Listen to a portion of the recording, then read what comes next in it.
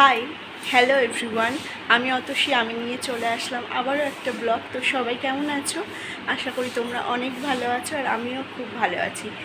এতদিন অনেক ঘোরাঘুরি চলেছে, আবার নিজ জীবনে ফিরে আসলাম, মানে সংসার জীবনে। আমি শ্বশুরবাড়িতে চলে এসেছি, আর বাড়ি এসেই দেখি তোমাদের দাদাভাই বেশ সুন্দর করে গুছিয়ে রেখেছে ঘর।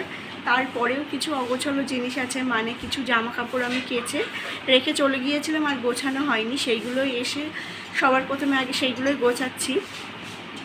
এই যে দেখো, সব জামা কাপড় পাতানো পাতানো ছিল না, ওই সাইডে ছিল, আমি এই এসে পাতালাম, এখন গোছাবো সব। এই যে দেখো, জামা কাপড়গুলো ওই দিনের দিন কেচে গুছিয়ে রেখে যদি যেতাম তাহলে বোধহয় ভালো হতো। তা না হলে না অনেক কুচকে কুচকে গিয়েছে, কেমন একটা হয়ে গিয়েছে। অনেক দিন থেকে ধরো ফেলানো আছে, একটু ইস্ত্রি করতে হবে, তা না হলে আর পরা যাবে না। মনে হচ্ছে যেন বস্তা থেকে টেনে বার করা হয়েছে, এরকম একটা ব্যাপার। মানে সব কটা জামা, ইনফ্যাক্ট নাইটিগুলোও পর্যন্ত একদম হাতগুলো, তারপরে পাড়ের দিকগুলো সব একদম কুচকে গিয়েছে। আমি হাত দিয়ে টেনে টেনে যথাসম্ভব এখন ভাঁজ করে রাখি, পরে একটু ইস্ত্রি করে নিতে হবে, তা না হলে হবে না।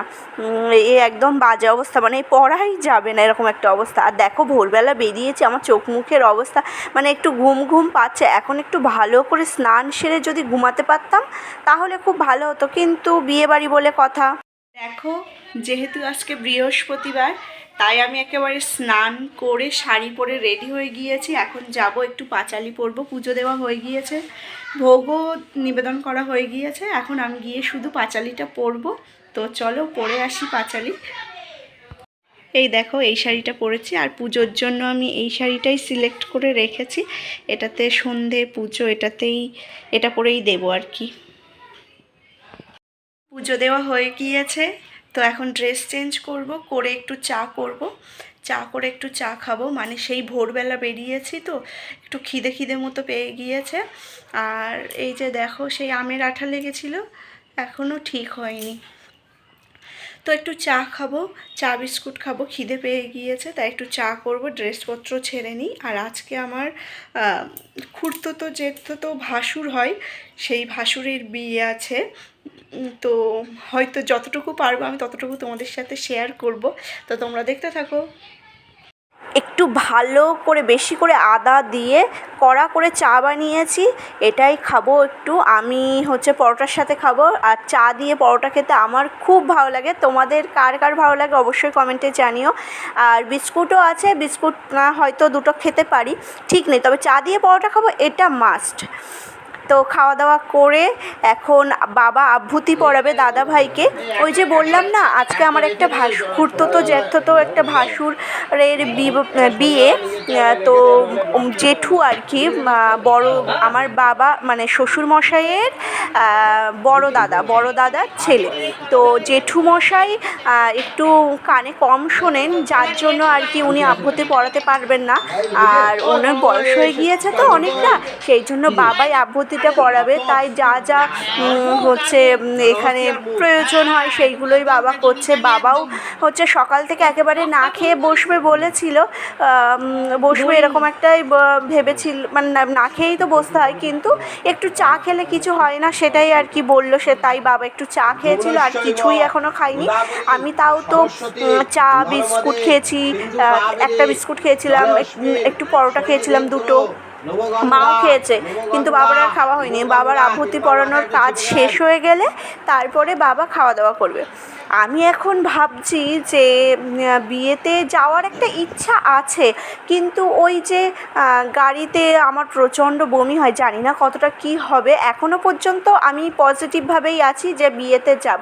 আর এই যে দেখো, আমি বসে আছি, স্নান করা হয়ে গিয়েছিল তো আমার, একেবারে আজকে বৃহস্পতিবার, পুজোও দেওয়া হয়ে গিয়েছে, তাই আর ড্রেস চেঞ্জ করিনি। একটু পরেই গায়ে হলুদ, তখন একেবারে ড্রেস চেঞ্জ করতে হবে। তো কতবার মানুষ ড্রেস চেঞ্জ করবে, সেই জন্য। আর আমি একটু ভালো করে গিয়ে দেখি মানে মাকে আগে পাঠিয়েছিলাম যেগুলো, তুমি একটু দেখে আসো সবাই কি ভালো জামা পরে আছে, তাহলে তো আমার শাড়ি পরে যেতে হবে একটা ভালো।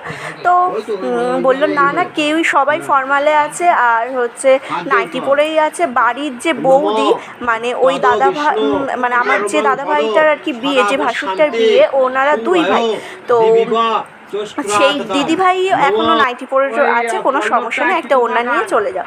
সেই জন্য আমি অবশেষে একটা ওড়না নিয়ে চলে এসেছি আর এখানে বসেছিলাম। দাদাভাইদের জায়গাটা খুব শর্ট, সেই জন্য হয়তো অসুবিধা হচ্ছে। আর ওইদিকে দাদাভাই জায়গা কিনে রেখেছে, কিছুদিনের মধ্যেই হয়তো ঘরবাড়ি করে নেবে। আর এই যে হলো বরমশাই, দাদাভাই প্রচণ্ড লাজুক। এমনি সময় আমি ভিডিও ক্যামেরা একবার অন করেছিলাম, সেখান থেকে চলে গিয়েছে, কিন্তু এই সময় তো আর কিছু বলতে পারছে না, মানে এই সময় আভূতি পড়ানোর কাজ করছে, যার জন্য কিছু বলতে পারছে না। সেই জন্য তোমরা দেখলে বুঝতে পারবে যে মুখ তুলছেই না, যতটুকু তোলার প্রয়োজন ততটুকুই তুলছে। আর হ্যাঁ, একটা কথা বলে রাখি, আমার শাশুড়ি মা এই বাড়ির ভিতরে সবার ছোট বউ, মানে আমার শ্বশুরমশাই সবার ছোট ছেলে, শ্বশুরমশাইরা 4 ভাই, আর আমিও সেম কন্ডিশন, মানে এই বাড়ির ভিতরে আমার তোমাদের দাদাভাই একা, আর খুড়তো চারতো যে কটা ছেলে আছে সবার থেকে ছোট হচ্ছে তোমাদের দাদাভাই, মানে সবার ছোট। আমার দিক থেকে দেখতে গেলেও তাহলে আমিও সবার ছোট বউ। এই যে দেখো, কথা বলতে বলতে গায়ে হলুদের সময় চলে এসেছে, আভূতি পরানোর কাজ ওখানে হয়ে গিয়েছে। আর আমি এই শাড়িটা পরেছিলাম, এই হলুদ শাড়িটা, শাড়ি পরে একেবারে মোটামুটি একটু রেডি হয়ে গিয়েছিলাম, যেহেতু ওয়েদারটা খুব একটা ভালো নেই আর সময়ও হাতে ছিল না। আর সকালবেলা হলুদের তত্ত্ব যাচ্ছে, যে সবাই যাচ্ছে, সবাই না মানে বাড়ির কয়েকজন যাচ্ছে, আমার শ্বশুরমশাই বাদ দিয়ে, যেহেতু শ্বশুরমশাই আভূতি পড়িয়েছে, সেই জন্য একসাথে ওই বেলাতেই যাবে, শ্বশুরমশাই এই বেলায় আর যাবে না।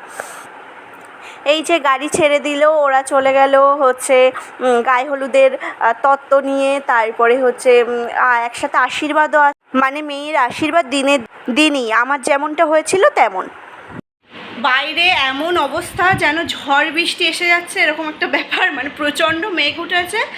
আর ওরা গায়ে হলুদের তত্ত্ব নিয়ে বার হলো, আর আমার এখানটায় এত টান ধরছে, সেই জন্য আমি ঘরে চলে আসলাম একটু বোরোলিন দেবো। তাই দেখো কি একটা বাজে অবস্থা, কীভাবে যে যাবো আজকে বিয়েতে ভগবানই সে জানে। এখানে দেখো প্রচণ্ড খিদে পেয়ে গিয়েছে, আর হচ্ছে মানে সকালে 2টো পরোটা খেয়েছিলাম, ছোটো ছোটোই পরোটা করেছিল, আর আমার শাশুড়ি মা একদম বেশ মাপের পরোটা করে, ছোটো ছোটো। তো পরোটা খাওয়ার পরে ও জানো কেমন একটা খিদে পেয়ে গিয়েছে, দুপুর হতে যায়। তো আমার শ্বশুরমশাই খেতে বসেছিল, তো আমার শ্বশুরমশাই বলছে যে এসো আমি খাইয়ে দিচ্ছি। তো ওই মানে বাবার কাছ থেকেই 2-3 গাল খেয়েছিলাম লুচি, যেহেতু বাবা আভূতি পড়িয়েছে তাই ভাতের জিনিস খাবে না, তাই লুচি, আলু ভাজা আর রসগোল্লা, বাবা এইটাই খাচ্ছিল। তো বাবার ওখান থেকে একটা লুচি আমি খেয়েছিলাম আর অর্ধেক রসগোল্লা। এই খেয়ে যাই হোক, জল খেয়ে পেটটা ঠান্ডা হয়ে গিয়েছে। এখন যাব সেই ওই জল সইতে বলে না, ওই গায়ে হলুদের আগে যে জল নিতে হয়, সেটাই যাব সেখানে। এখানে খাওয়া দাওয়া শেষ করে এর দিকে মার শাড়ি পরা, মানে আমি যতক্ষণ খাচ্ছিলাম ততক্ষণের মধ্যে মা আর কি শাড়ি পরে নিয়েছে। মা প্রথমে একটা হলুদ শাড়ি পরেছিল, শাড়িটা এমন একটা বাজে কন্ডিশন আছে যে শাড়িটা পরাই যাচ্ছে না, সেই শাড়িটা বাদ দিয়ে তাই মা একটা লাল শাড়ি পরেছে। আর এখানে দেখো সবাই বেরিয়ে পড়েছে, আমরা সবাই একসাথে হচ্ছে জল সইতে যাচ্ছি। আর স্ত্রীটা দেখো কি সুন্দর বানিয়েছে, কিন্তু অনেকটা নরম হয়ে গিয়েছে, আর উপর থেকে সর্ষের তেল দিয়েছিল বলে যার জন্য মানে বসে মতো গিয়েছে। একটু মানে উঁচু উঁচু থাকলে ভালো লাগে দেখতে, কিন্তু একটু বসে গিয়েছে, কী আর করা যাবে। আর এখানে দেখো আমার সব কিছু ঠিক আছে, শুধু আমার ঠোঁটের পাশে ওই যে আমের আটাটা লেগে কী একটা বাজে কন্ডিশন হয়ে গিয়েছে, যে মানে কি বলবো, ক্যামেরার সামনে এসে আমার নিজের চোখেই বাজছে যে আমার মুখে কিছু একটা হয়ে আছে এরকম একটাভাবে আমার নিজের চোখেই কেমন একটা জানি লাগছে।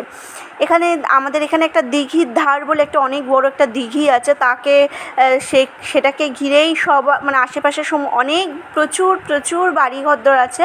এই যে দেখাই তোমাদেরকে, দেখলে কি সুন্দর, মানে কত বড়। আর এখানে সবাই আসে, মানে সমস্ত পাড়া প্রতিবেশী সবাই এখানেই আসে, ওই বিয়ে বলো, তারপরে তোমার বাড়িতে কালী পুজো বলো, যে কাজে আর কি জল সওয়ার প্রয়োজন হয়, সবাই ওইখানেই আসে। আর এই যে কিউট বেবিটা দেখতে পাচ্ছ, আমার একটা খুড়তো জেঠতো ননদের ছেলে, আর মেয়ের মতো করে ওকে সাজিয়ে রেখেছে, এখনও চুল বেঁধে দিয়েছে, চুলটা বড় হয়ে গিয়েছে, কিছুদিন পরে চুলটা কাটবে, এখন কাটবে না, দিদিভাই বলছিল। এই যে দাদাভাইয়ের এখন গায়ে হলুদ হচ্ছে, মানে সবাই আশীর্বাদ করছে, আশীর্বাদ করে হচ্ছে গায়ে জল দেবে, বরণ করছে। এবার একজনই করেছিল, মানে জেঠিমণিই করেছিল, আর সবাই ছুঁয়ে রেখেছিল, কেননা অনেকটা সময় সাপেক্ষ ব্যাপার হয়ে গিয়েছে।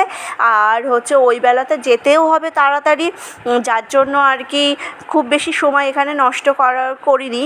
অনেকটা দূর, মানে 2.5 ঘন্টার পথ। আর এইটা ভেবেই আমি এখনও ভাবছি যে আমার যাওয়াটা কি উচিত হবে। আমার 10 মিনিটের জার্নি করলে বমি হয়, মানে ইকো যে গাড়িগুলো সেই গাড়িতে, কী জানি কী হবে। এই ভাবতে না ভাবতে তোমাদের দাদাভাই চলে এসেছে, আর ও তো যাবেই, বাড়ির ছেলে, যেতে তো হবেই। এবার ও এই যে দেখো একদম রেডি হয়ে গিয়েছে, আর আমি আর যাইনি শেষ পর্যন্ত। আমি ওই সমস্ত ভেবে আর ওই গাড়ির দেখে আমি যাইনি, কেননা আমার প্রচণ্ড বমি হয়, সুস্থ শরীর ব্যস্ত হয়ে যাবে, এরকম একটা ব্যাপার। হয়তো দেখা যাবে আমি অসুস্থ হয়ে পড়েই আছি, কিছু খেতে পারবো না, ঘুরতে পারবো না, সেই ভেবে আমি আর যাইনি। দাদাভাই গিয়েছে আর বাবা তোমাদের দাদাভাই গিয়েছে আর বাবা গিয়েছে, ওরা একটু ঘুরে আসুক, আমি আর মা আর কি যাইনি, আমরা বাড়িতেই থাকবো। বাড়িতে আরও অনেকে আছে। তো আজকের মতো তাহলে ভিডিও এই পর্যন্ত। সবাই ভালো থেকো, সুস্থ থেকো, দেখা হচ্ছে একটা নেক্সট ভিডিওতে। আর দিদিভাইকে অবশ্যই নেক্সট ভিডিওতে আমি দেখাবো। টাটা সবাইকে।